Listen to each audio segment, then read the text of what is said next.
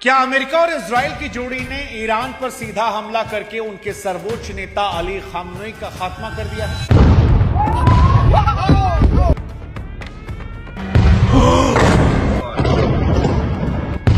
Fox News can confirm that Iran's the Ayatollah Khamenei is dead. क्या Donald Trump और Netanyahu ने अपने सबसे बड़े दुश्मन को मौत के घाट उतार दिया है?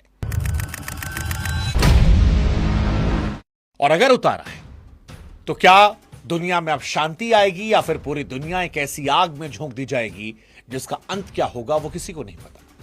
28 फरवरी 2026 को ईरान पर हमले होने शुरू हो गए। ईरान पलटवार कर रहा है। 3 दुनिया के बड़े देश इजराइल, अमेरिका, ईरान 3 अलग अलग ऑपरेशंस चला रहे हैं। इन ऑपरेशन में दिन भर में सैकड़ों लोग मारे गए हैं।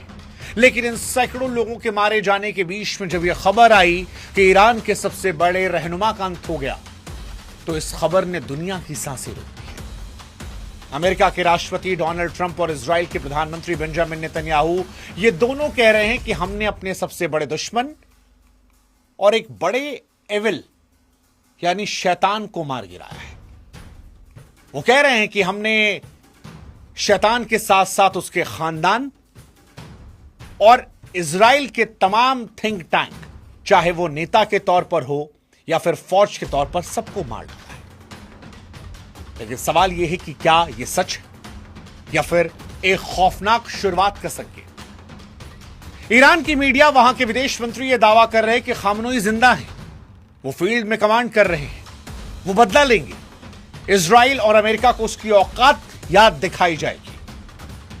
लेकिन संकेत कहते हैं कि उनकी सबसे बड़ी स्पीच लास्ट मोमेंट पर कैंसिल कर दी गई।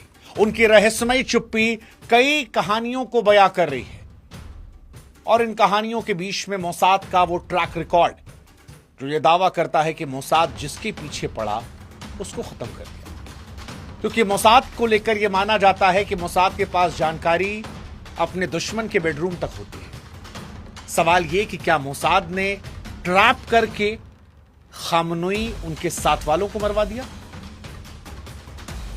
क्योंकि युद्ध आमतौर पर रात में होते हैं। बैठक सुबह 8:15 बजे हो रही थी। 8:15 बजे क्या सब एक साथ बैठे और उसी वक्त किसी ने जानकारी दी और मोसाद इजराइल ने वहां पर बम बरसाकर सबको एक साथ खत्म कर दिया? या फिर यह मोसाद का एक बड़ा साइकोलॉजिकल वॉर है? यह सवाल बड़ा महत्वपूर्ण है और इससे बड़ा सवाल यह है कि ईरान की जनता अब क्या करेगी।